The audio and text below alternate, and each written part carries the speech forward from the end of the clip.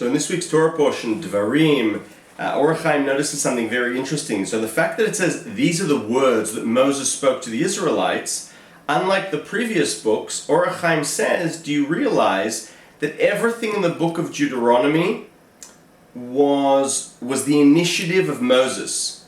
Meaning, everything that we read in Deuteronomy, all the books, was not told to Moses by God, but Moses of his own accord, gave this big long speech as they're at the verge of, the banks of the Jordan, about to enter into the land, and all the rebukes. This was Moses' initiative. Everything that was said in the previous 4 books of Moses, ha-Hayyim says, not a single letter or the crown of a letter was thought up by Moses. Everything until Deuteronomy, Moses says, because Hashem tells him to and he's prophesying. Here, it's Moses on his own accord. That's number 1, which is wild, because it means that if we want to really understand Moses, then Deuteronomy is the place, because this is the way he articulated himself, and so on. So for example, what we also understand from this is that Moses, for the 40 years in the desert, did not rebuke them once. It wasn't, whatever he said, Hashem told him to do, he was a messenger.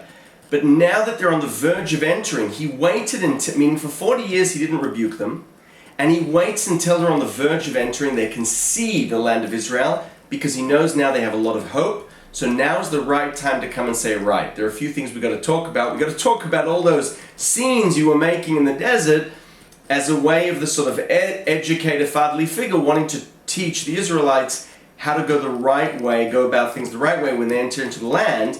And then I'll just end with one other cute thing.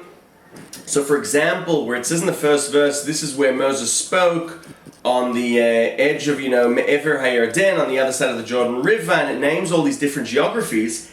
Di Zahav and Lavan, these are places that Moshe, because he's writing the speech, he chose to write cryptically, because ha-Hayyim says that each of these places, in fact, codifies a certain ethical trait that everyone needs to live the right sort of life. And this is how he opens a speech. So for example, the fact that it says Ever, the other side of the Jordan, Ever Yarden, symbolizes be an Ivri like Avraham, be a contrarian like Avraham.